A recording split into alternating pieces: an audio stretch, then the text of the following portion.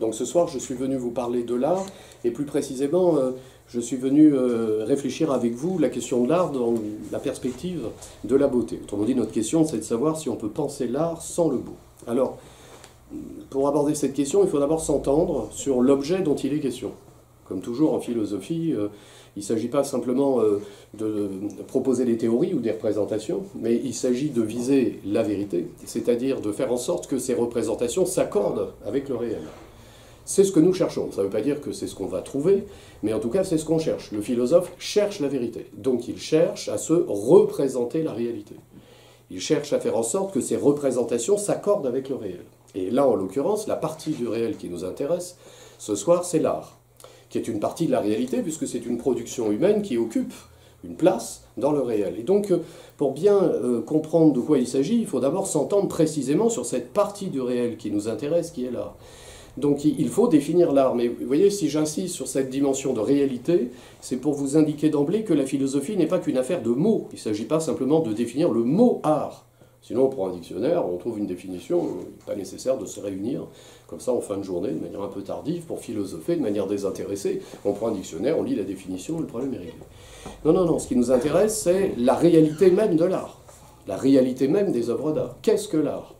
Et donc ce qu'il faut définir, ce n'est pas le mot, c'est le réel lui-même. Il faut trouver le moyen de mettre au jour ce qui fait que l'art est art, ou que l'œuvre d'art, qui est notre objet de réflexion, est une œuvre d'art. Alors, peut-être qu'il convient ici de se tourner vers un grand, un très très grand, qui nous donne une manière de penser, ou qui nous invite à penser d'une manière déterminée. Ce très très grand, c'est Descartes. Parce que lorsque Descartes s'interroge sur le réel, quelle que soit la partie du réel sur laquelle il fait porter sa réflexion, il invite toujours à penser cette partie clairement et distinctement. Pour bien penser un objet, il faut le penser clairement et distinctement. Clairement, ça veut dire, vous voyez, vous êtes au musée, vous regardez un tableau, ce tableau, vous ne le percevez bien que quand il est bien éclairé. S'il est dans la pénombre, il va se confondre avec le décor, vous ne le percevrez pas bien. Mais s'il est bien éclairé, suffisamment comme il le faut, pas trop peu, parce que s'il est surexposé, vous ne le verrez pas non plus très bien. S'il est bien éclairé, vous allez pouvoir le distinguer de ce qu'il n'est pas, ce tableau. Il va se distinguer du décor. Donc penser clairement et distinctement, c'est distinguer l'objet de ce qu'il n'est pas. Il faut toujours commencer par là. Donc comme notre question c'est l'art, dans son rapport à la beauté, et comme il faut commencer par éclairer l'art, il faut commencer par distinguer l'art de ce qu'il n'est pas. Pour bien penser l'art, il faut le distinguer de ce qu'il n'est pas, et là, je vous soumets deux éléments de réflexion qui vont nous permettre de mettre au jour la nature de l'œuvre d'art, son essence, ce qui fait qu'une œuvre d'art est œuvre d'art. Deux distinctions. La première distinction, c'est la distinction de l'art et de la nature. Parce que, vous voyez, la nature produit des choses. L'artisan ou l'artiste produisent des objets, mais la nature aussi produit des choses. Mais lorsque la nature produit, est-ce qu'il s'agit d'un art ? Alors, je ne vais pas m'embarquer dans la question de savoir si les animaux maîtrisent un art, etc., si le castor maîtrise un art lorsqu'il construit un barrage, ou si une araignée est tisserande lorsqu'elle tisse sa toile, je ne vais pas me lancer là-dedans. On pourrait simplement remarquer que ces animaux ont un corps qui fait qu'ils font ce qu'ils font de manière parfaitement adaptée, et que s'ils voulaient faire autre chose, ils auraient du mal à le faire. Ça, on pourrait quand même le remarquer. Je ne sais pas moi si les araignées sont conscientes ou pas, mais ce que je sais, c'est qu'avec le corps qu'elles ont, elles ne peuvent que tisser des toiles. Elles ne peuvent pas faire autre chose. Une araignée qui voudrait être peintre se trouverait rapidement démunie, puisqu'il lui manquerait la main permettant, grâce au pinceau, de poser ses touches de couleur sur la surface, vous voyez, ou avec le fusain de tirer ce trait gracieux, elle aurait du mal, parce que son corps n'est pas adapté. Donc vous voyez, plutôt que de se lancer dans une réflexion sur la conscience animale, regardons simplement. Le corps animal est un corps spécialisé, plus ou moins. Enfin, si je prends l'exemple de l'araignée, la spécialisation est évidente. Alors que le corps humain n'a pas cette spécialisation.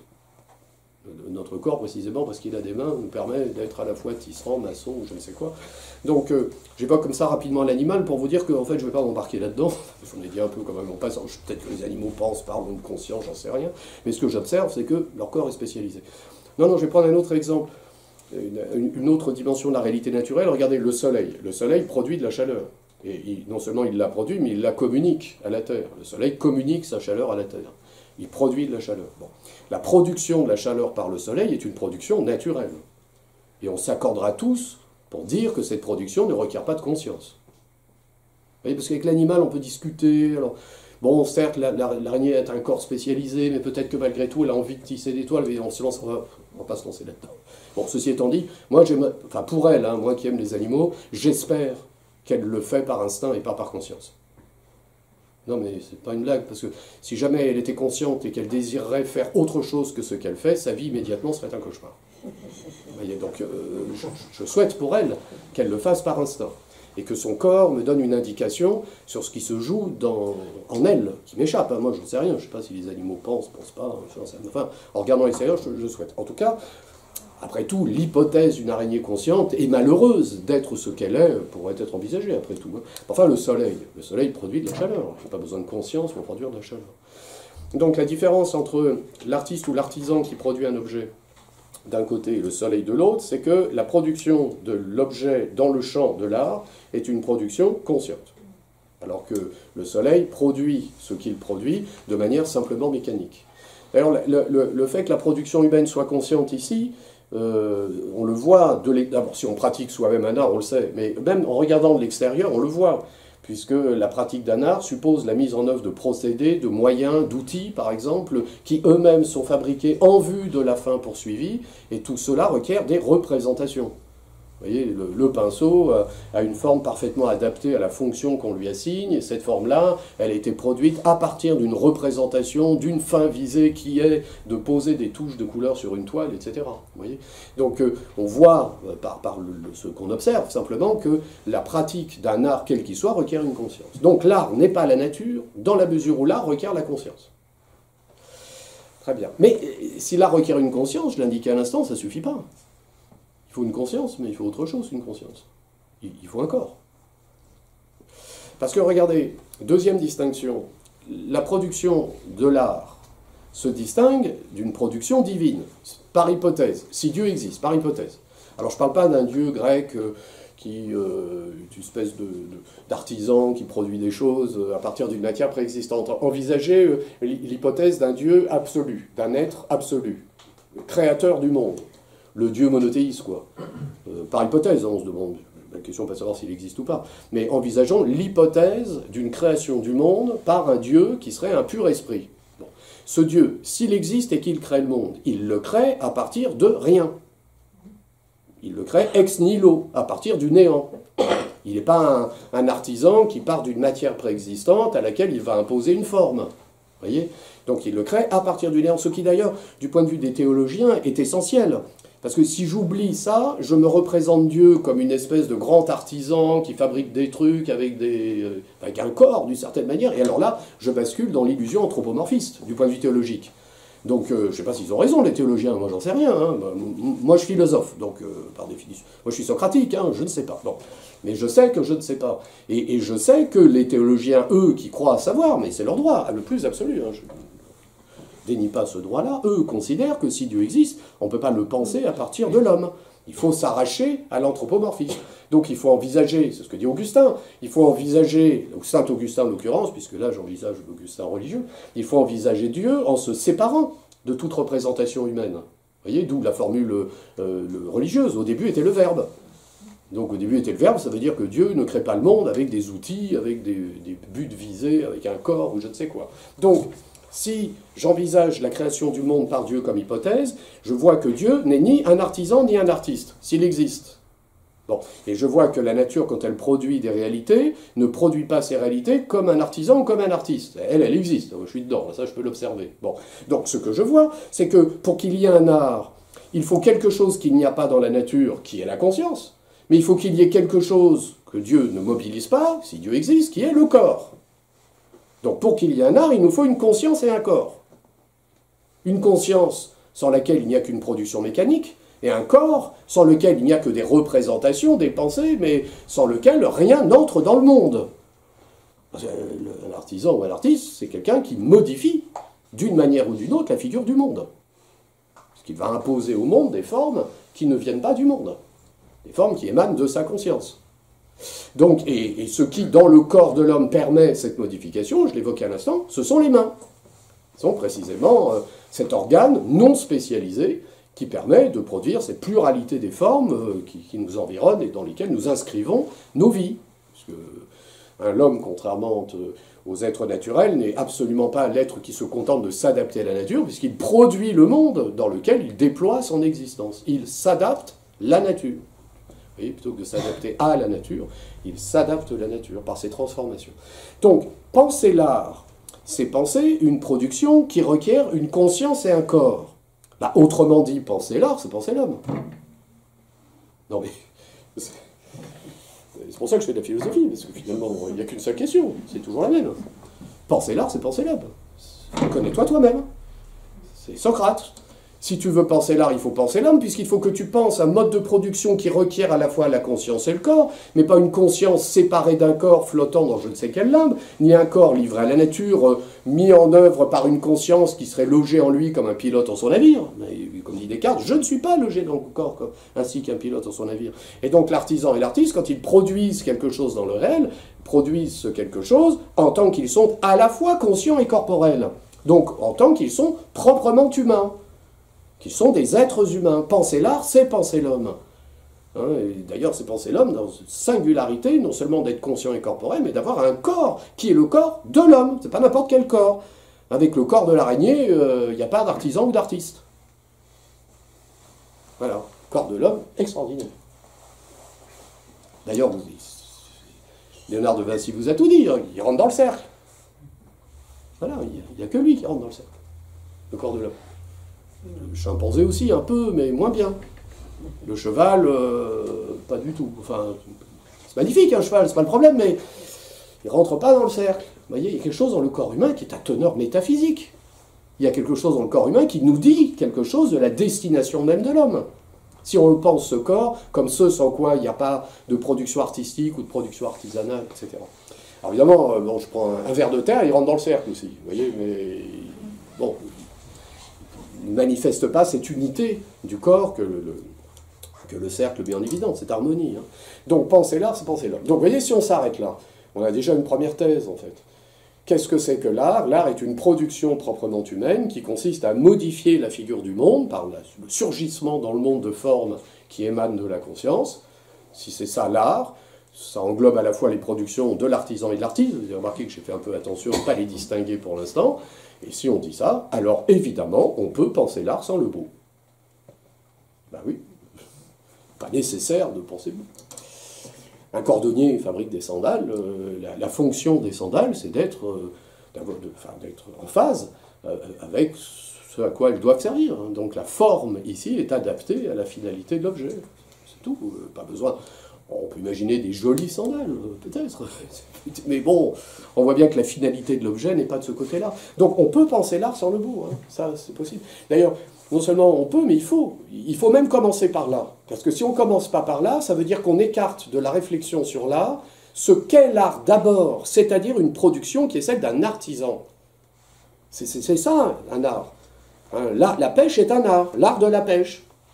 C'est un art, hein, c'est tout sauf spontané. D'ailleurs, la pêche, si on compare la pêche et la chasse, d'ailleurs, la chasse aussi est un art. Mais alors la pêche est un art tout à fait singulier, puisque ça consiste à aller attraper cet animal qui est sous la surface de l'eau et qu'on ne voit pas. Donc il faut aller deviner qu'il est là alors qu'on ne le voit pas. Alors je pense à la pêche qui va utiliser le fil, parce qu'il y a une pêche aussi qui consiste à attraper le poisson qu'on voit, ça existe aussi. Mais là, je pense à cette pêche-là qui consiste avec un fil à aller attraper pas moi, le poisson qui est à 2,50 m sous l'eau, là, pour une pêche en étang. Bah, il faut aller deviner qu'il est là, par une certaine connaissance du mode de vie de cet animal, trouver l'appât idoine, trouver le bon niveau d'eau, enfin, etc. Enfin, il faut mettre en œuvre des procédés sans lesquels on ne va pas l'attraper. Donc c'est un art, la pêche est un art. Alors, est-ce qu'on a besoin de penser la beauté pour penser la pêche à la ligne? Non. Bah, oui, c'est pas laid. On va dire que l'art de la pêche à la ligne soit empreint d'une grande laideur, c'est pas le problème, mais la beauté, ici, n'intervient pas. Donc là, on a une thèse. Alors on a une thèse qui est recevable, évidemment, mais qui laisse de côté une distinction qu'on n'a pas prise en compte pour l'instant. Parce que pour l'instant, on a distingué l'art et la nature, l'art en général, c'est-à-dire la production d'œuvres de l'art, vous voyez, en général. Donc on a distingué la nature, puis on a distingué la production, de la création divine, en envisageant l'hypothèse d'un Dieu unique créateur du monde. C'est une hypothèse de travail simplement. Mais si on se demande si l'art et la beauté sont indissociables, ce qui vient à l'esprit pour nous dans l'usage que l'on fait de la langue dorénavant lorsqu'on emploie le mot art, ce qui nous vient à l'esprit, ce sont les œuvres d'art. Ce ne sont pas les œuvres de l'art. C'est-à-dire les œuvres qui sont aussi bien celles de l'artisan que celles de l'artiste. Et si on envisage les œuvres d'art, cette fois-ci, c'est-à-dire non pas simplement la production d'un art quelconque, mais une production artistique, c'est-à-dire la production d'un artiste, alors peut-être que la beauté doit intervenir, peut-être. En tout cas, ça mérite d'être pris en considération. Mais, une fois qu'on a dit ça, ça ne va pas de soi non plus, parce que qu'est-ce qui distingue précisément l'objet produit par un artisan et l'œuvre produite par un artiste? Enfin, si on essaie, puisqu'on a dit que bien penser, c'était penser clairement et distinctement. Il faut être capable de les distinguer. Et donc de voir ce qui fait que l'œuvre d'un artiste n'est pas simplement la production d'un artisan. Quelle est la différence entre les deux? Alors, je vous soumets là encore un élément de réflexion. Cet élément de réflexion pourrait être le suivant. Bon, dans le monde de l'artisanat, ou le monde de l'industrie d'ailleurs, parce que là, de ce point de vue-là, il faudrait les mettre ensemble. Ce qu'on vient de dire de la production de l'art en général renvoie toujours à un savoir-faire. C'est ça qu'on a dit tout à l'heure. Et le savoir-faire, on l'a dit, requiert à la fois la conscience et le corps. La conscience qui sait et le corps qui fait. Le savoir-faire. Il faut un esprit qui sait et un corps qui fait. Enfin, l'esprit et la main. Il nous faut les deux. Mais la main, ce n'est pas une espèce d'outil extérieur à l'esprit. La main, c'est le prolongement de l'esprit dans le monde. Donc, ça vaut pour le monde de l'artisan comme le monde de l'artiste. Et ça relève bien d'un savoir-faire, de la mise en œuvre de procédés en vue d'obtenir un résultat, en général jugé utile. Et évidemment, ici, on ne peut pas laisser de côté non plus la production industrielle, avec une différence malgré tout. C'est que dans la production artisanale traditionnelle, l'artisan fait, il sait faire, mais il ne sait pas comment il se fait, que faisant ce qu'il fait, il obtient le résultat attendu. Je vous le refais. Un artisan sait faire, il fabrique quelque chose. Bon, par exemple, un maçon travaille sur une maison au IVe siècle avant Jésus-Christ. Donc il sait poser le crépi sur le mur, il sait faire. Il a des outils qui lui permettent ça, et donc il jette le crépi, et puis il travaille sur son mur. Mais il ne connaît pas Newton. Donc il ne connaît pas les lois de la nature qui expliquent que le geste qu'il fait produit le résultat attendu. Il sait faire, mais son savoir-faire n'est rien d'autre que l'application de règles qui sont tirées d'une expérience. C'est ce que dit Aristote. L'art naît lorsque, d'une multitude de notions expérimentales, se dégage un seul jugement universel applicable à tous les cas semblables. Autrement dit, de l'expérience, je tiens un certain nombre de règles de l'action, et quand je mets en œuvre ces règles, j'obtiens le résultat attendu. Donc c'est tiré d'une expérience. Je ne suis pas un apprenti ferronnier, il travaille dans un atelier, il passe son examen, mais ça ne suffit pas. Après, n'importe quel art, on demande au moins 10 ans de pratique, on sait tout, quel que soit, même l'art de la dissertation. Pour bien maîtriser un art, il faut un certain nombre, une dizaine d'années, c'est pas mal. Pour un être humain, dont l'espérance de vie est ce qu'elle est, 10 ans, il faut à peu près ça. Donc, il a passé son examen, mais après, quand il est dans l'atelier chez un patron, il va lui apprendre comment on fait. C'est la main où il va passer à la pratique, il va falloir de l'expérience. Donc il sait que quand il chauffe le métal, qu'il a telle couleur, qu'il le plonge dans tel liquide, ça va produire tel effet, etc. Vous voyez, il fait un travail de ferronnier. Mais là, il va tirer de son expérience des règles techniques qu'il saura mettre en œuvre, mais il ne dérive pas ces règles d'une connaissance scientifique des lois de la nature. On n'a pas attendu la physique moderne ou la chimie moderne pour inventer l'art du ferronnier, la maçonnerie, etc. Donc ça c'est la production artisanale. L'industrie a produit une révolution puisque elle, ce qu'on appelle l'industrie aujourd'hui, l'industrie qui n'est rien d'autre que l'application du travail de l'ingénieur en fait, l'industrie est devenue science appliquée. C'est-à-dire, et ça produit le monde dans lequel nous sommes, en réalité. La science appliquée, c'est-à-dire que les règles de l'action, les règles de l'action sur le monde, ces règles-là sont dérivées d'une connaissance scientifique de la nature. Et alors ça standardise tout. Vous voyez, parce que tous les objets qui nous environnent sont comme des théories scientifiques devenues choses. Vous voyez, donc ça, et voilà, on y est, tout est standardisé. Les chaises sur lesquelles vous êtes assis, les vêtements que nous portons, alors on produit des variations un peu comme ça, mais à l'arrivée, tout est standardisé. Vous voyez, la production d'un artisan dans la société, dans la civilisation artisanale traditionnelle est reconnaissable. Elle manifeste une subjectivité. Cet artisan, il a un savoir-faire qu'il a tiré d'une expérience dans un atelier à tel moment. Alors que l'industriel produit à grande échelle, notamment grâce à la mécanisation des tâches, et il produit des formes standardisées. Alors, mais il y a un point commun malgré tout. Donc il y a une différence de nature, là, de ce point de vue-là, entre la production artisanale et la production industrielle. On a changé de nom, là, c'est pour ça qu'on ne mesure pas. C'est Galilée, c'est révolutionnaire. Je vous invite à réfléchir à ça comme ça. Hein. Le procès de Galilée laissait tomber l'idée, il était condamné à mort parce qu'il disait que la Terre était ronde. Bon, il n'a jamais dit que la Terre... Enfin, tout le monde disait que la Terre était ronde, donc c'est pas le problème. Et puis il n'a pas été condamné à mort, il a renoncé à sa théorie. Hein. Ça ne veut pas dire qu'il n'a pas eu un procès, qu'il n'a pas eu de soucis. Mais le problème n'était pas là. Enfin, c'est que le point de vue scientifique sur le réel est révolutionnaire. Ça change tout. Ça change complètement le rapport qu'on a au réel, le rapport qu'on a avec les objets qui nous environnent, le rapport qu'on a à l'acte de production dans le réel. Ça change tout. Hein. Et ça va produire d'immenses bouleversements, et notamment des bouleversements qui ne sont pas seulement techniques, mais qui sont politiques, qui sont, etc. Enfin, Marx vous dira ça.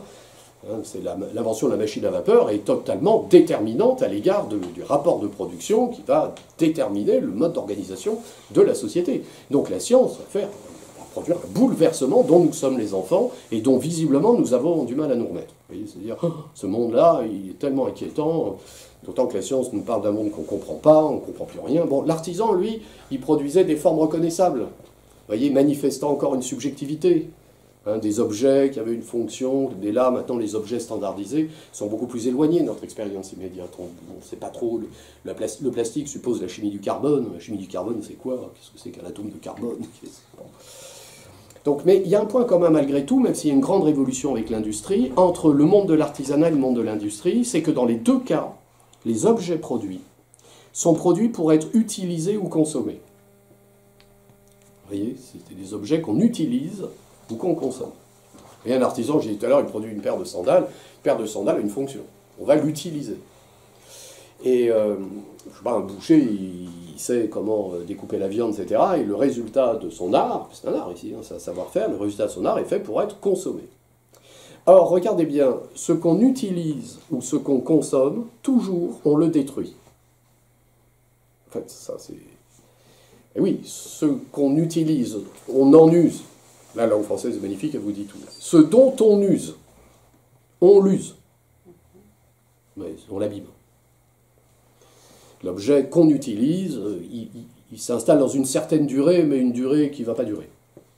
Alors c'est peut-être une grande différence là, mais qui est simplement quantitative, entre le monde de l'artisanat et le monde de l'industrie. C'est que dans le monde de l'artisanat, les objets sont faits pour être utilisés, on en use, donc on les détruit, mais on les détruit lentement.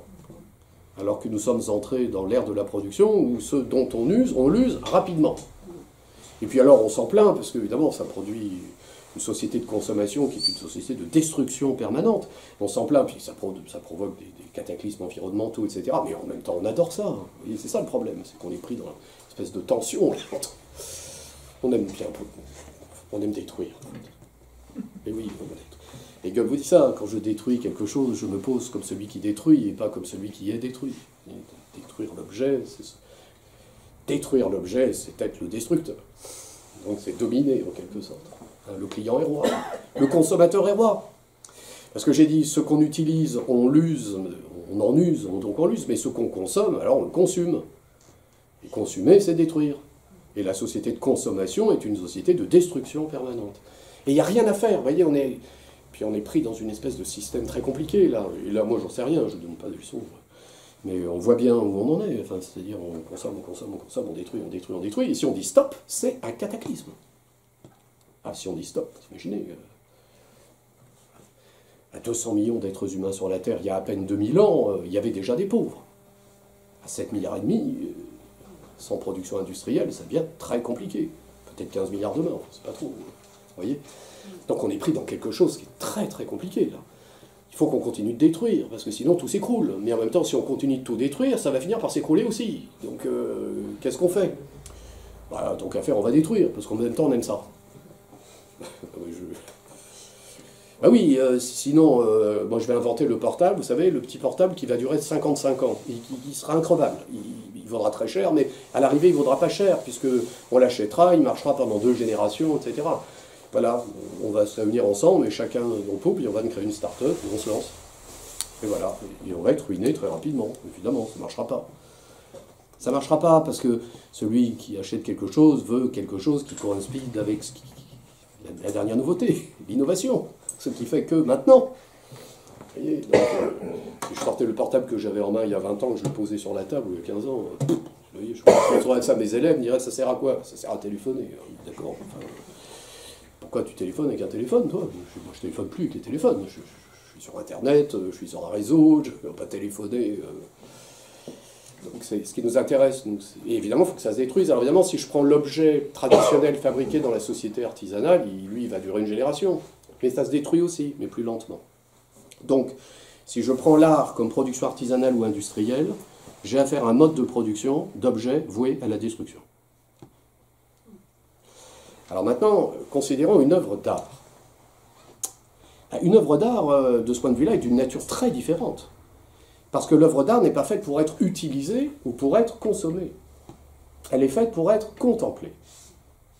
Autrement dit, si on veut penser la singularité des œuvres d'art, il faut envisager un mode singulier de rapport avec le réel. Vous voyez, l'œuvre d'art m'invite à entretenir avec la réalité un rapport qui est très singulier, qui n'est pas un rapport d'utilisation, qui n'est pas un rapport de consommation, mais qui est un rapport de contemplation. Alors ça, c'est essentiel. C'est un tout autre rapport. D'ailleurs, à part l'œuvre d'art, parmi les productions humaines, qu'est-ce qui appelle seulement la contemplation, à part la philosophie? Vous voyez, ou les sciences. Mais les sciences, en tant qu'elles ne sont que sciences, pas sciences appliquées. La science appliquée, ça y est, on entre dans le monde de l'ingénieur, une production d'objets voués à la destruction, etc. Ou à l'utilisation. Hein. Mais justement, c'est très singulier l'œuvre d'art. Elle nous appelle à la contemplation, mais contemplation d'objets sensibles. La philosophie nous appelle aussi à la contemplation, mais elle nous appelle à la contemplation d'idées, vous voyez, elle nous élève au-dessus des réalités contingentes et matérielles. Enfin, en tout cas, si on pense la philosophie à la manière d'un Aristote, si on la conçoit comme une métaphysique qui consiste à s'élever jusqu'à la pensée de ce qui est absolument nécessaire, la philosophie nous élève au-dessus du monde des choses qui sont contingentes, etc. Mais l'artiste, lui, il nous invite à la contemplation, mais dans le monde, à partir d'objets, d'expériences, qui sont dans le monde, qui surgissent dans le monde sensible. Il s'agit de contempler des formes sensibles. Alors ça, c'est quand même étonnant. C'est quand même très très étonnant. L'artiste produit des formes qui méritent d'être contemplées. Et alors, il faut s'arrêter un instant. Contempler, c'est quoi? Alors, on voit bien, on distingue. Contempler, c'est pas utiliser. C'est pas consommer. C'est pas consumer. C'est pas user. Puisque dans la contemplation, je laisse ce qui est contemplé à distance. Vous voyez? Dans la contemplation, je laisse l'être contemplé distant de moi. Je ne l'absorbe pas en moi. Je m'absorbe en lui. C'est l'inverse. Je ne l'absorbe pas en moi. Je m'absorbe en lui. C'est ça la contemplation. Vous avez de belles expériences contemplatives décrites par un immense philosophe, c'est Jean-Jacques Rousseau. Quand il écrit Les rêveries du promeneur solitaire, il vous décrit notamment dans la 5e promenade des expériences magnifiques de contemplation, de la nature en l'occurrence. S'ouvrir, ouvre-toi à l'être. Laisse-toi absorber par l'être même, plutôt que de chercher toujours à l'absorber dans ton être, comme si tu étais le centre de tout.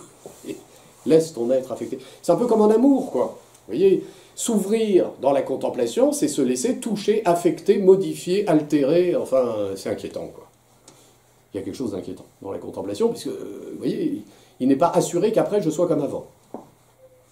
Alors que quand je consomme, bon, bien sûr, tout changement, enfin, toute action produit un changement quelconque, mais dans la consommation, j'entretiens au moins l'illusion que ce qui va changer, c'est tout sauf moi. J'ai détruit le monde, j'absorbe, je détruis, je pulvérise, je casse.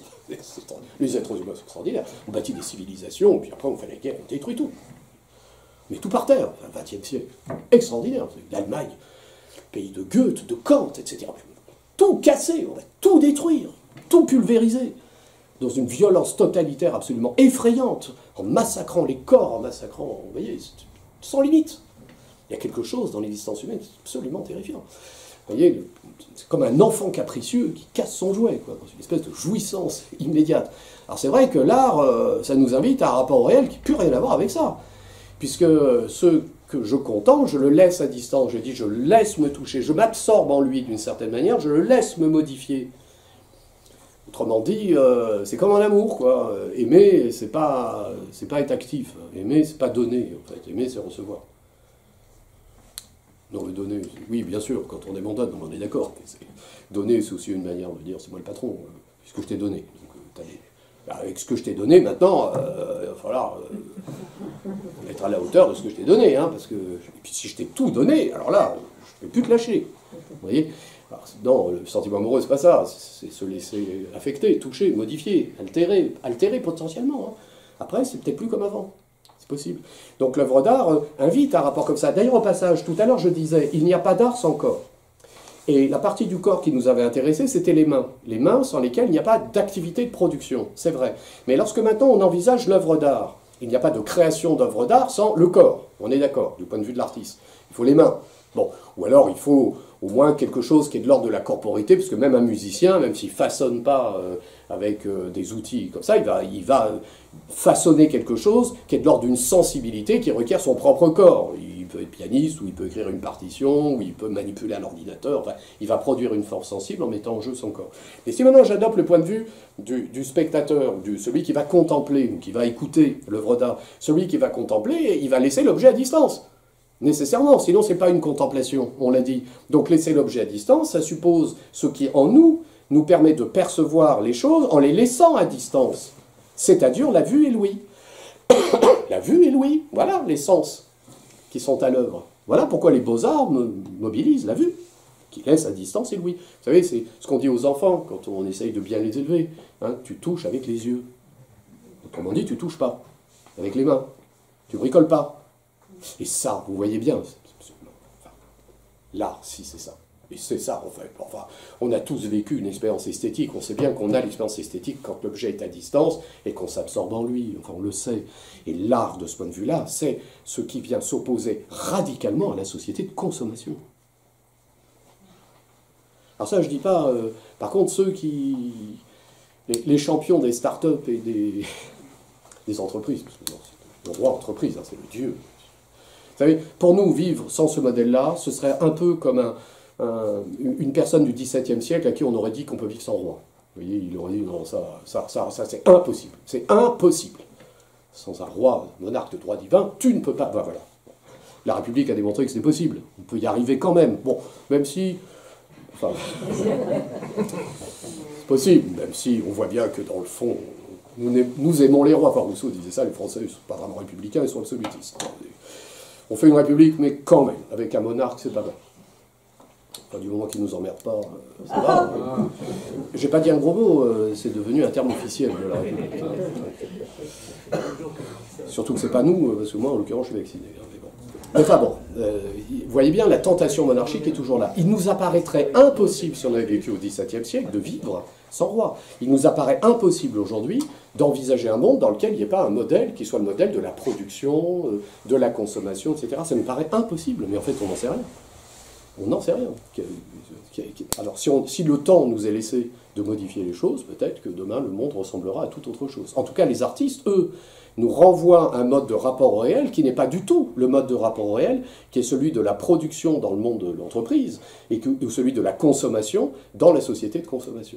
D'ailleurs, vous avez remarqué, un directeur de musée, son titre, son titre, c'est un conservateur. Donc son boulot, c'est de conserver. Il faut conserver les choses. Il faut les conserver, il ne faut pas les détruire. Il faut faire en sorte qu'après, ça soit comme avant. Alors, on sait que ça ne durera pas. Ceci étant dit, on sait que ça ne durera pas. Rien n'est éternel. Non, mais rien.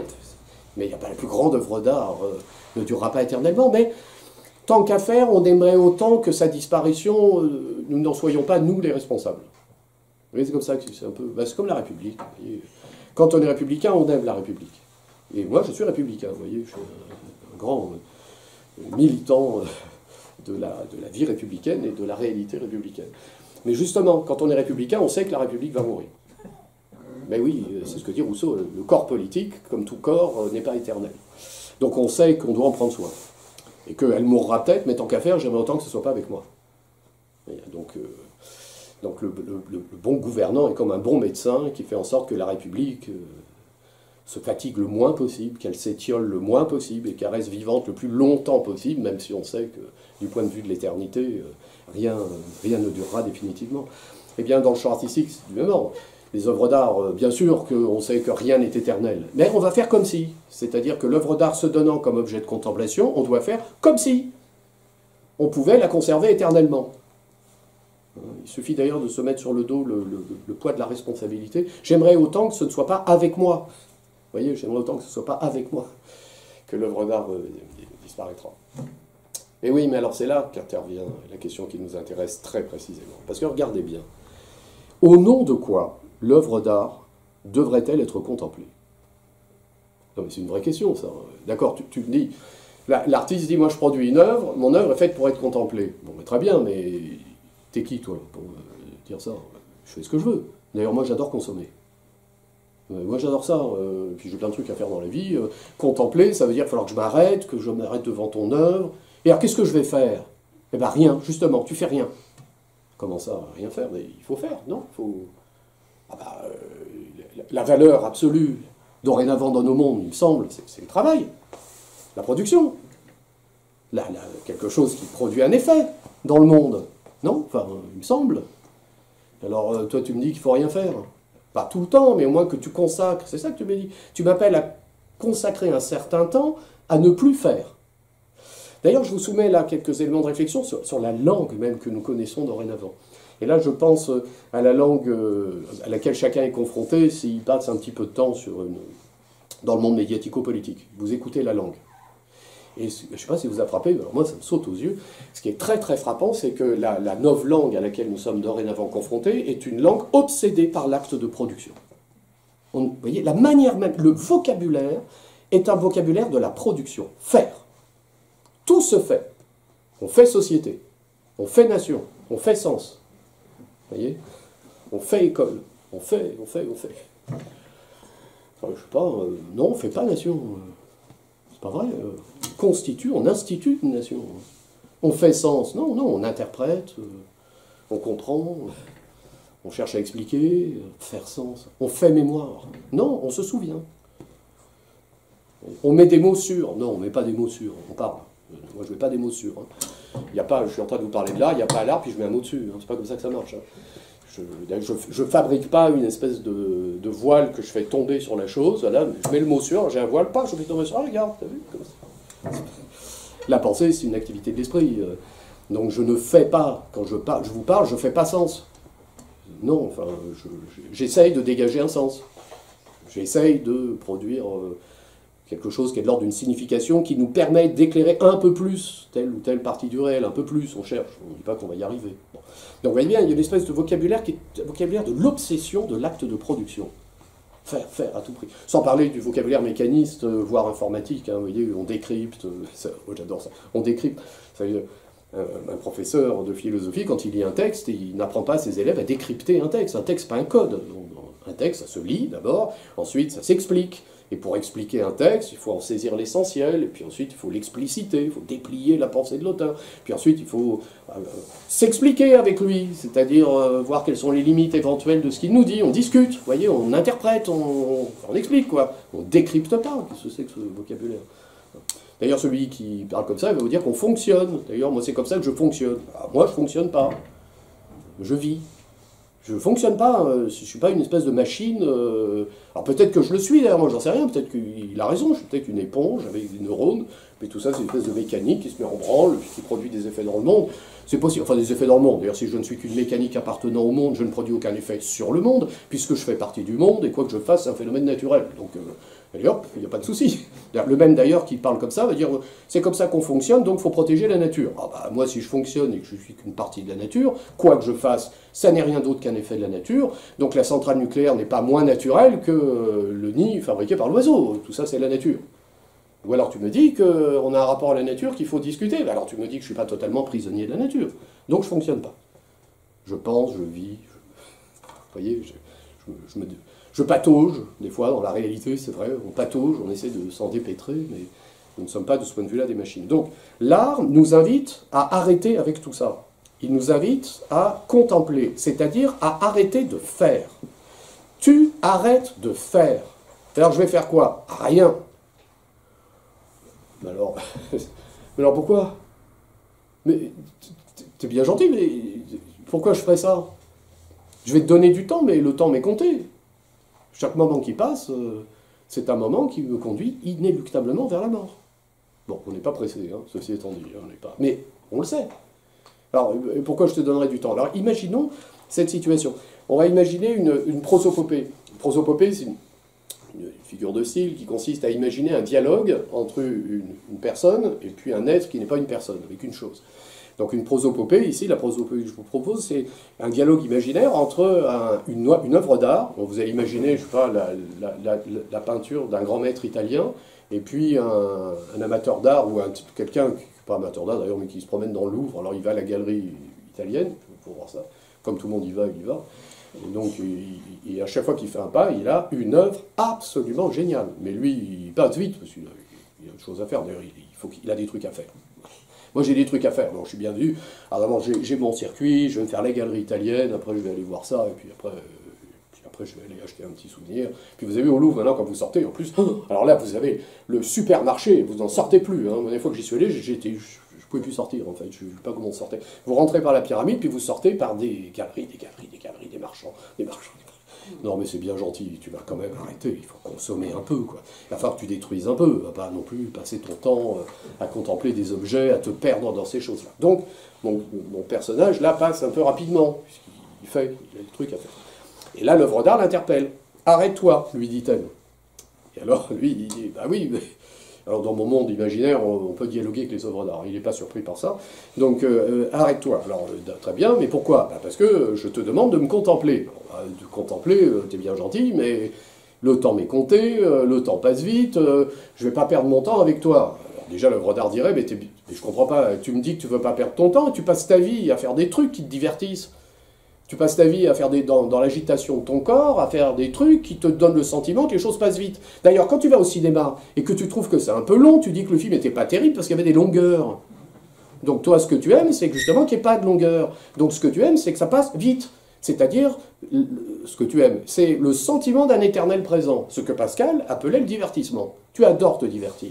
C'est-à-dire, tu adores le sentiment d'un éternel présent, ce qui te donne l'illusion de vivre comme un dieu, ce qui te permet de laisser filer ta vie sans rien avoir fait de ta vie. Alors moi, je te demande de t'arrêter, tu me dis, j'ai autre chose à faire. Quoi? Me divertir. Bon, alors l'autre, tu vas dire, bon, d'accord, le divertissement, mais je fais pas que ça. Je passe du temps à travailler aussi. Puis franchement, c'est pas toujours rigolo. Hein. Bon, heureusement, j'ai ma retraite. Enfin, si on me la laisse, hein, c'est pas encore gagné. Mais je passe du temps quand même. Alors là, l'œuvre d'art pourrait dire, bon, alors là je comprends encore moins, parce que tu passes ton temps dans des activités pénibles, pas toujours, on peut exercer un métier qu'on adore, hein, c'est pas le problème, mais bien souvent, le métier, dans certains cas, est une besogne, hein, il faut y aller, il faut vivre, quoi, il faut produire pour pouvoir subvenir à ses besoins. Et donc produire d'ailleurs dans un cadre qui te permet d'avoir un retour des éléments permettant, parfois bien, parfois beaucoup moins bien, de subvenir à ses besoins. Donc tu acceptes ça, mais moi je te demande de t'arrêter de contempler, et ça tu ne vas pas le faire, au prétexte que je ne suis pas divertissante. Et c'est vrai que les œuvres d'art ne sont pas toujours franchement divertissantes. J'évoquais le film tout à l'heure qui a des longueurs. Parfois, je prends un grand film italien, enfin un grand film italien c'est un pléonasme, hein, le cinéma est italien, je ne connais pas, donc si vous prenez un grand film italien, même dans les cultures populaires italiennes, la culture populaire italienne aussi c'est un pléonasme, parce que la culture italienne, l'opéra italien c'est populaire, hein, c'est un art populaire. Mais si vous prenez, je sais pas, un film de Sergio Leone, vous voyez bien, cette lenteur, vous voyez, c'est parce que c'est le temps qui intéresse ici le cinéaste, puisque on ne va pas filmer des corps qui s'agitent, ça n'a aucun intérêt, on le voit dans la vie tous les jours.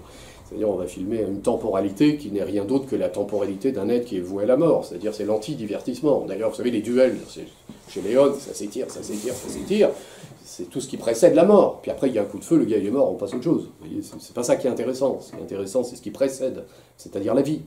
Léon, il ne filme pas la mort, il filme la vie. Donc il filme l'âme, donc il filme le temps. Donc c'est un art du temps, nécessairement. D'où l'importance de la musique, qui est elle-même l'art du temps. La musique d'Ennio Morricone, qui va évidemment se marier à la perfection avec la lenteur hein, des scènes tournées par Léon.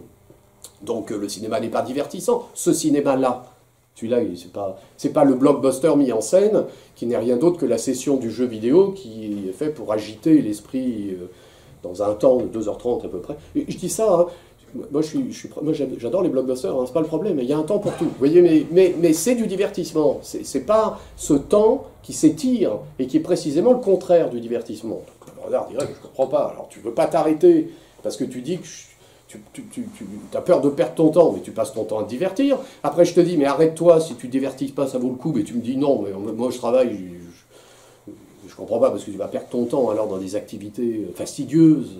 Et tu dis que moi, je ne suis pas divertissante, arrête-toi. Alors, vous voyez bien.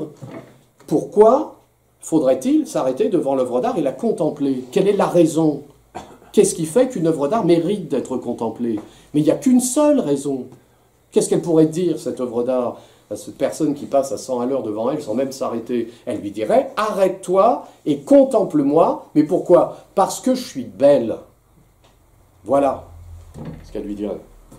Et non seulement je suis belle, mais je suis la plus belle. Et jamais tu ne rencontreras cette beauté ailleurs que devant moi. Et cette beauté, elle est tellement puissante à l'égard de ton âme, que peut-être même que si tu t'arrêtes pour me contempler, tu en sortiras modifié. Tu seras peut-être plus le même qu'avant. Et d'ailleurs, c'est peut-être une raison pour laquelle l'autre ne va peut-être pas s'arrêter non plus. Tellement obsédé par la puissance du moi qu'il pourra peut-être avoir du mal à accepter ce que ce moi se trouve modifié. Ici, ce qu'on voit, c'est que si l'art, c'est la production artistique, et si la production artistique se distingue de la production artisanale ou technique dans la mesure où elle propose des objets de contemplation qui ne sont plus de simples objets, mais dès lors des œuvres de l'esprit, offertes à l'esprit pour être contemplées. Alors l'art, en ce sens-là, est indissociable de la beauté. Penser l'art, c'est penser le beau. Nécessairement.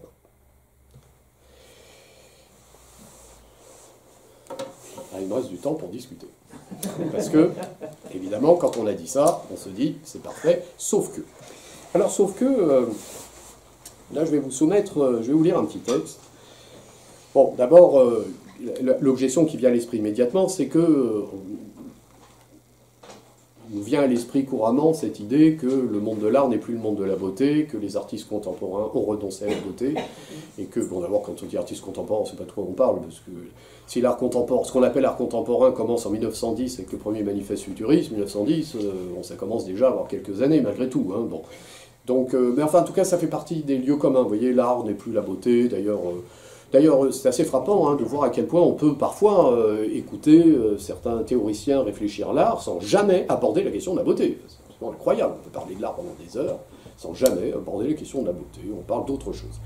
Alors ça, c'est quelque chose qui envahit nos esprits, enfin, qui est très très présent, au point que le Conseil international des musées, qui est chargé de définir le musée au niveau international, a proposé en 2019, donc c'est pas très vieux, une nouvelle définition du musée. Je disais tout à l'heure, le directeur du musée est un conservateur, son boulot c'est de conserver, c'est-à-dire de présenter des œuvres qui sont faites pour être contemplées, et elles sont faites pour être contemplées parce qu'elles sont belles. Il s'agit donc d'œuvres d'art. Mais voilà. Alors voilà ce qui nous est proposé. Les musées, dit le Conseil international des musées, sont des lieux de démocratisation inclusif et polyphonique, dédiés au dialogue critique sur les passés et les futurs. Reconnaissant et abordant les conflits et les défis du présent, ils sont les dépositaires d'artefacts et de spécimens pour la société. Ils sauvegardent des mémoires diverses pour les générations futures et garantissent l'égalité des droits et l'égalité d'accès au patrimoine pour tous les peuples. Je vous fais l'économie du reste de la définition, mais il y a une chose qui saute aux yeux. La beauté a disparu. Je relis encore une fois, quand même. Oui, puis je m'en lasse pas. Vous savez, j'adore le monde dans lequel nous vivons. Franchement, pour un philosophe, c'est extraordinaire. C'est extraordinaire. Non, mais je ne sais pas si on en a bien conscience. Hein. Il se passe quelque chose là. Extraordinaire. Les musées sont des lieux de démocratisation inclusif et polyphonique dédiés au dialogue critique sur les passés et les futurs. Reconnaissant et abordant les conflits et les défis du présent, ils sont les dépositaires d'artefacts et de spécimens pour la société. Donc, il n'y a plus d'œuvres d'art, il y a des artefacts. Des artefacts. Ce qui est frappant aussi, c'est le pluriel. Tout est pluriel. Vous voyez, c'est polyphonique. Il y a des artefacts, des mémoires, des peuples, des. Alors, c'est une thèse. La thèse à laquelle nous avons affaire là, c'est une thèse qui nous dit on peut penser l'art sans le beau. Puisqu'ici, il s'agit de penser le musée comme ce lieu dédié précisément à la production artistique. Donc, on peut penser l'art sans le beau. Mais penser l'art sans le beau revient à dire qu'une œuvre d'art est un artefact. Artefact, ça veut dire produit de l'art humain. Et c'est là que nous rencontrons la philosophie de Kant.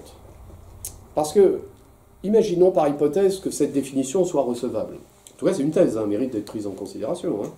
Donc, il n'y a pas d'œuvre d'art, il y a des artefacts. Bon. Donc tout ce qu'on a dit tout à l'heure sur la distinction de l'artisan, de l'industriel et de l'artiste, ça ne marche plus. Parce que la production d'un artisan est un artefact. La production d'un industriel aussi, hein, d'une certaine manière. Au sens où l'industrie, c'est une science appliquée, mais elle relève du monde de la technique, le monde des ingénieurs, qui mettent en œuvre des procédés à partir d'une approche scientifique de la nature. Enfin, ils mettent en œuvre des procédés, il s'agit bien d'une maîtrise technique, hein, du monde dans lequel nous existons. Et oui. Mais alors, tout ce que nous pouvons faire en ayant simplement besoin de savoir comment le faire. Je cite Kant là. Tout ce que nous pouvons faire en ayant simplement besoin de savoir comment le faire. Est-ce que ça, c'est artistique? Tout ce que nous pouvons faire en ayant simplement besoin de savoir comment le faire. Vous voyez, si une œuvre d'art n'est qu'un artefact, ça veut dire qu'une œuvre d'art, elle produit d'un art au sens de la mise en œuvre de procédés en vue d'obtenir un résultat. Autrement dit, ça signifie que les règles de l'art, ce sont des règles techniques qui s'enseignent, qui s'apprennent. Tout ce que nous pouvons faire en ayant simplement besoin de savoir comment le faire. Donc s'il y a une règle technique, ben, j'apprends la règle technique, et puis j'applique la règle technique, et j'obtiens le résultat attendu. Ce que faisait tout à l'heure le ferronnier que j'évoquais dans mes exemples, ou ce que fait l'industriel aussi, qui met en œuvre des procédés, enfin, la lumière qui nous éclaire, on voit à l'autre bout une centrale nucléaire ou des éoliennes, ou je sais pas quoi, et tout ça, c'est la mise en œuvre de procédés à partir d'une approche scientifique de la nature, et c'est la mise en œuvre de ces procédés qui engendre ce résultat-là. Autrement dit, l'ingénieur sait comment faire pour produire ce qu'il fait. Il connaît les règles techniques. Et oui, mais ça marche comme ça dans le domaine artistique, c'est sûr. Parce que le génie, est-ce que le génie applique des procédés techniques? Alors que le génie applique des procédés, oui, qu'il y ait des règles techniques à l'œuvre dans la création artistique, évidemment. Mais est-ce que le génie ne fait qu'appliquer des règles techniques préexistantes? Parce que l'école du génie, on l'attend, hein. Cette école qui m'apprendrait quelles sont ces règles techniques que je pourrais appliquer pour engendrer cette symphonie magnifique à laquelle je rêve dans mes délires les plus fous lorsque je me mets devant un clavier. Vous voyez, on l'attend, cette école-là. Le problème du génie, c'est ça. Donc, ça ne veut pas dire que dans le génie, il n'y a pas de règles. C'est pas ce que je suis en train de dire. Ce que nous enseigne Kant, c'est que le génie ne crée pas sans règles, mais il ne crée pas en se soumettant à des règles préexistantes. Il ne se soumet pas, vous voyez. C'est pour ça, d'ailleurs, cette question du beau dans l'art, souvent, renvoie à des faux débats. C'est-à-dire, c'est pas ce que disaient les artistes eux-mêmes, d'ailleurs. Prenez les artistes dits contemporains, enfin, je prends Fernand Léger, par exemple. Fernand Léger, il vous dit, moi, je cherche le beau en soi. Hein. Pourtant, Fernand Léger, il est vraiment dans l'art, dans sa radicalité. Hein. Donc ça, c'est plutôt des discours que l'on porte sur les artistes, en disant que les artistes ont renoncé à la beauté, et que la beauté, il faut y renoncer, etc. Et ceux qui disent ça souvent, en fait, ils disent ça en partant de bons sentiments, d'ailleurs. Un peu comme ça, hein, quand j'ironisais sur cette définition du musée, mais regardez bien, ça part de bons sentiments. C'est-à-dire, il faut reconnaître la diversité des créations, des peuples, etc. Mais ça, c'est très très bien. Hein. C'est très très bien, c'est moral. D'ailleurs, c'est très très bien, c'est moral. Donc c'est beau. Passage. On ne veut plus de la beauté. C'est ce que nous enseigne Platon. Hein. Le bien est beau. Hein. Donc c'est moral, c'est très bien. Mais c'est beau. Donc dis-le que tu aimes la beauté. Ne fais pas comme s'il y avait des artefacts, des spécimens ou je ne sais quoi. Mais si vous revenez à la création du génie, à laquelle je pense là, vous voyez bien, il ne s'agit pas d'appliquer mécaniquement des règles préexistantes, mais il ne s'agit pas non plus de s'affranchir de toute règle. Donc ça veut dire que le génie produit en suivant des règles, mais il crée les règles en créant l'œuvre.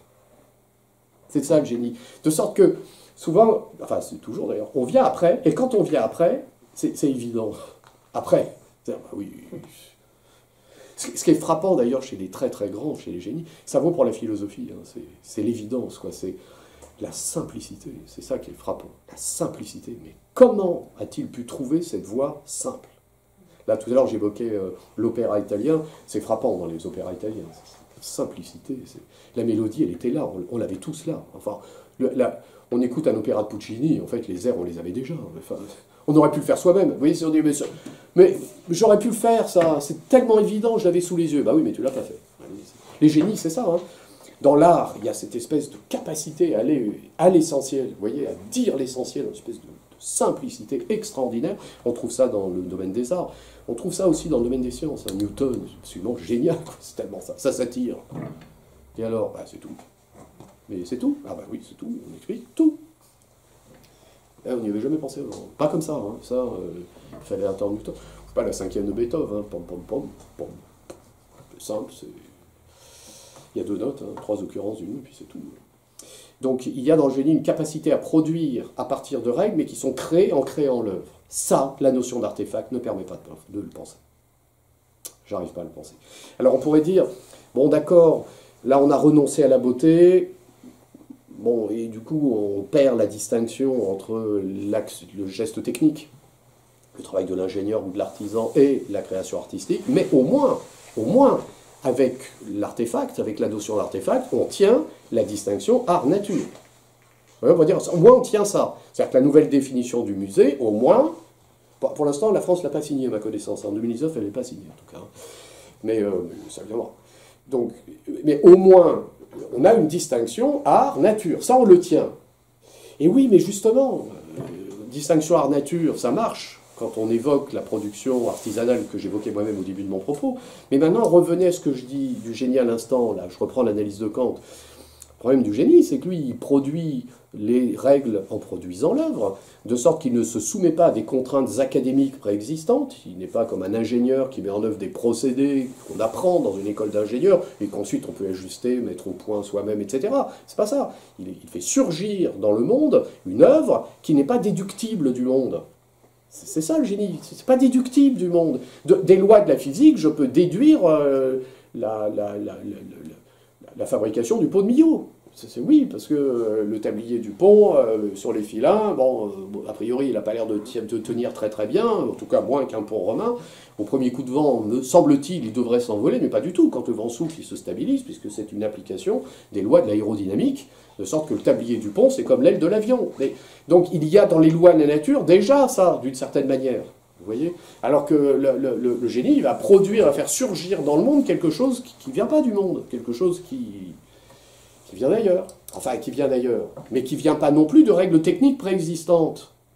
Donc il y a dans la création géniale quelque chose qui, en ce sens-là, apparaît naturel. Vous voyez ce que je veux dire? Il sait le faire naturellement.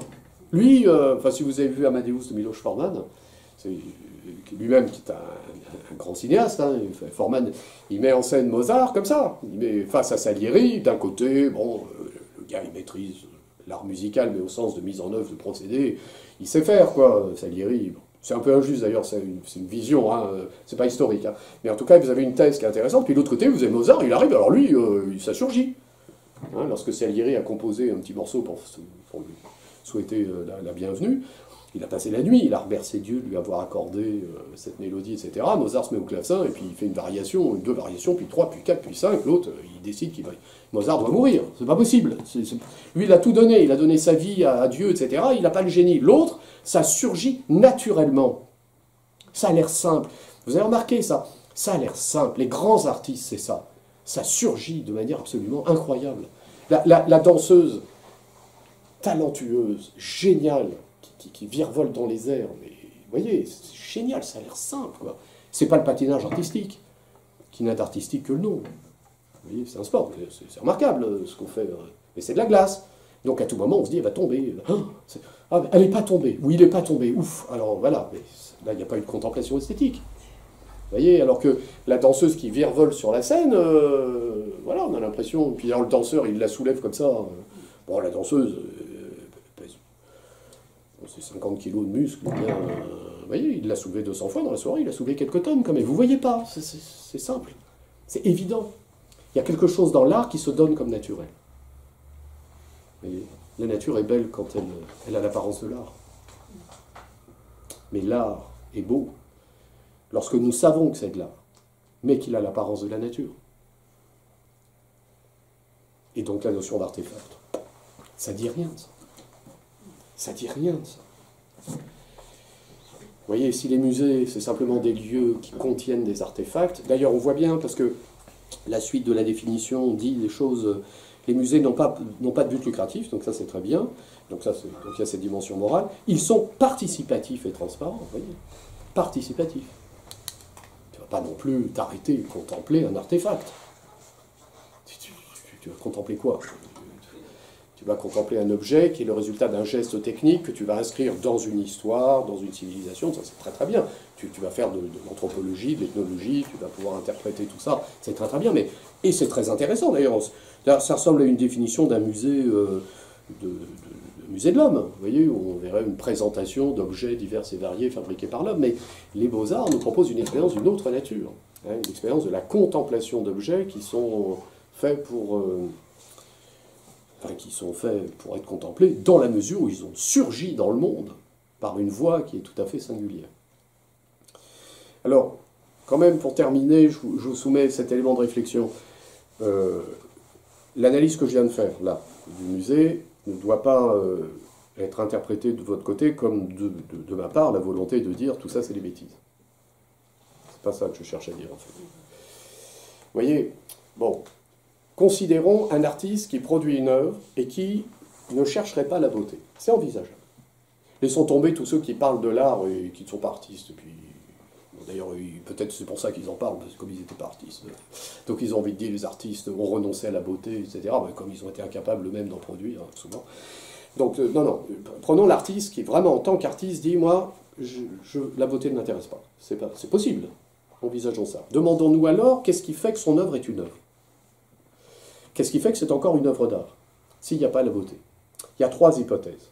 Première hypothèse, son œuvre est une œuvre d'art, même si elle n'est pas belle, dans la mesure où elle véhicule un message. Ça, on l'entend tous les jours. Et évidemment, quand on pense à ça, on ne pense qu'à une œuvre, c'est Guernica de Picasso. Magnifique, mais d'accord, enfin, quand on écoute une symphonie de Beethoven, on n'entend pas Beethoven nous murmurer quelque chose à l'oreille. Hein. Le message, il y a quand même une difficulté.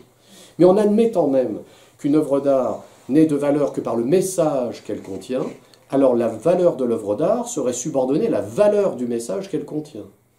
Ce qui signifierait qu'une belle ou qu'une œuvre d'art n'a de sens que si elle est porteur d'un message moral, c'est-à-dire d'un beau message. Donc on ne veut plus de la beauté, mais on veut la beauté. Enfin, d'ailleurs, vous remarquez, ce monde qui ne veut plus de la beauté, qui veut des artefacts, je l'évoquais tout à l'heure, c'est un monde qui veut de la morale.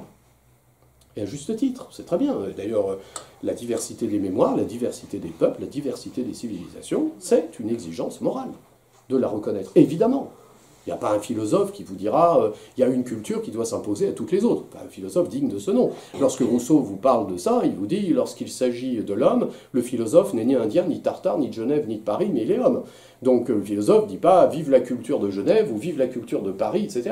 Il faut s'ouvrir à la diversité des cultures, évidemment. Donc il y a un fond très intéressant là-dedans, un fond de vérité. Hein. Il ne s'agit pas de rejeter. Enfin, malgré tout, tout ça renvoie à une posture morale, intéressante elle-même. Mais ne disons pas que la beauté n'est plus là. Hein, et d'ailleurs, on voit bien la tentation que nous avons dorénavant de reprendre toutes les créations artistiques et de chercher dans ces créations artistiques pourquoi il a fait ça, qu'est-ce qu'il a voulu dire, qu'est-ce qu'il a dit, et est-ce que ce qu'il a dit c'était moral, est-ce que ce qu'elle a dit c'était pas moral, est-ce qu'il faudrait, etc. Donc on cherche la beauté, en fait, mais on cherche une beauté morale. On n'a jamais été aussi intello, en fait, qu'aujourd'hui. Mais on n'a jamais été aussi élitiste, c'est évident. Tout est dans le message, dans l'abstraction, vous voyez. Alors que vous prenez, je ne sais pas, une œuvre d'un grand maître italien, je ne sais pas, le Caravage, ben voilà, je n'ai pas besoin de faire 10 ans d'histoire de l'art. Hein. C'est beau. C'est tout, et alors? Est-ce que tu peux le prouver? Non, je ne peux pas le prouver. C'est une expérience esthétique. Première hypothèse, donc, c'est pas beau, mais c'est quand même de l'art parce que ça véhicule un message. Bon, autrement dit, c'est pas beau, mais c'est beau quand même, parce qu'il faut que le message soit beau. Deuxième hypothèse, une œuvre d'art, même quand elle n'est pas belle, reste une œuvre d'art parce qu'elle propose une expérience de contemplation, d'accord, mais une expérience qui va produire chez celui qui la contemple des sentiments, des émotions. Ah, ça c'est une théorie déjà un peu plus... Déjà, c'est plus riche que la première théorie parce qu'il y a des œuvres sans message. Hein. En plus, chercher les messages dans toutes les œuvres, bon, on est un peu obsédé par ça aujourd'hui, mais dans certains cas, bon courage, hein, parce que pour trouver le message, il y en a, ils vont avoir du mal. Hein. Il y a des ça existe, hein. Il y a des artistes, leur but c'est que ce soit beau. Mais pourquoi? Pour que ça soit beau. Et pourquoi? Parce que c'est beau. Et tu dis quoi? Rien. Non mais c'est envisageable, hein. C'est une possibilité. Alors que, bon, donc, le message n'est pas toujours là, mais les sentiments, les émotions, ça c'est toujours. C'est vrai qu'une œuvre d'art renvoie toujours à une expérience qui, je disais tout à l'heure, qui nous affecte, qui nous touche, comme un amour. D'ailleurs, ma comparaison avec l'amour renvoie à l'idée d'une passion. Et donc, dans toute expérience esthétique, il y a une dimension de passion, de passivité. Vous voyez, on est affecté, on est touché, on est... Bon. C'est vrai, mais une charogne aussi, ça provoque de très fortes passions. Hein. Ah bah, ça provoque des sentiments. Hein. Si avant cette conférence, on avait placé une charogne là dans le coin, je vous assure, vous seriez entré en étant choqué. Qu'est-ce que c'est que cet objet? Qu'est-ce qu'il fait là? Qui a fait une chose pareille? Ça aurait provoqué des sentiments, des émotions, des passions. Et ça ne ferait pas de la charogne une œuvre d'art. Alors, je ne prends pas l'exemple de la charogne au hasard, parce qu'évidemment, j'ai en tête le poème de Baudelaire, une charogne, qui est un poème magnifique, et qui nous rappelle que l'art n'est pas la représentation d'une belle chose, mais la belle représentation d'une chose, ce qui est également l'enseignement d'Emmanuel Kant. L'art n'est pas la représentation d'une belle chose, mais la belle représentation d'une chose. Cette chose fut-elle une charogne?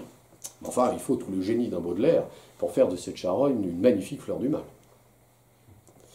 Donc les passions, oui, bon, enfin... Vous voyez, dans le premier cas, les messages, c'est pas clair et distinct. On exclut de l'art une partie de l'art. Et l'art sans message. Dans le deuxième cas, c'est trop large.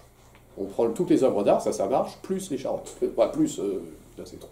Alors, il y a une troisième hypothèse, et c'est par celle-là que je vais conclure, c'est que ce qu'on est en train de dire, c'est qu'il n'y a pas d'art sans beauté. Si par art on entend l'expérience de la contemplation. Mais malgré tout, des artistes ont parfois décidé de renoncer à la beauté. Eh bien, très bien. Eh bien, quand on renonce à la beauté, c'est qu'elle est là. Parce qu'on ne peut pas détruire quelque chose sans en poser d'abord l'existence. Eh oui, je ne peux pas détruire une chose dont je néglige l'existence. Je dois la prendre en considération pour la détruire. Et donc, toute cette frange de l'art qui semble avoir renoncé à la beauté, regardez bien, ce sont des artistes qui détruisent. Ils font dans le domaine artistique ce que le XXe siècle a fait dans le domaine politique. C'est-à-dire, on fait la révolution. Après la révolution. Le XXe siècle, c'est la révolution après la révolution. La révolution française, les droits de l'homme, puis après on refait la révolution encore. Bon, là, on s'est fait très peur. Hein. Donc là, on est revenu. Les droits de l'homme, la République, bon, sans enthousiasme, mais quand même, on est revenu à ça. Moi qui suis républicain, j'en suis très satisfait, mais je sens bien, et nous sentons tous, le manque d'enthousiasme. Hein. Au point que d'ailleurs, si on demande ce qu'est la République, souvent, il reste... La démocratie, oui, un peu, mais pas seulement. C'est autre chose que ça. Et donc, vous voyez, l'artiste qui produit des œuvres d'art qui ne sont pas belles, essayez de le penser comme ça, c'est celui qui détruit la beauté. Aujourd'hui, on dirait qu'il déconstruit, mais... Bon, qui détruit, quoi. Tout simplement, il détruit, c'est-à-dire une rupture. Hein. Mais alors, vous voyez, si vous dites ça, à ce moment-là, vous dites que le beau, quand il n'est pas là, il est là. C'est-à-dire, quand il n'est pas là, c'est-à-dire qu'il n'est plus l'objet de la contemplation elle-même, il est le fantôme de la contemplation. Vous voyez, dans le musée que j'évoquais tout à l'heure, les musées sont des lieux de démocratisation inclusif et polyphonique dédiés au dialogue critique sur les passés et les futurs. Reconnaissant et abordant les conflits, les défis du présent, ils sont les dépositaires d'artefacts. Dans ces musées, la beauté n'est plus donnée à contempler. Et pourtant, le fantôme de la beauté est toujours là. Le fantôme de la beauté, c'est le fantôme du musée de l'avenir. Il va hanter nos musées. Parce que ça, même celui qui veut tout détruire ne pourra jamais faire en sorte que le génie n'ait pas un jour existé. Ça, c'est définitif. Le fantôme de la beauté hantera le domaine de l'art pour très longtemps, de même que le fantôme de la République continuera d'hanter les esprits le jour où on aura choisi de la détruire. Mais après, c'est jamais comme avant. Une fois qu'on a testé le goût de la République, on ne revient jamais tout à fait en arrière. Eh bien, je vous remercie de votre attention.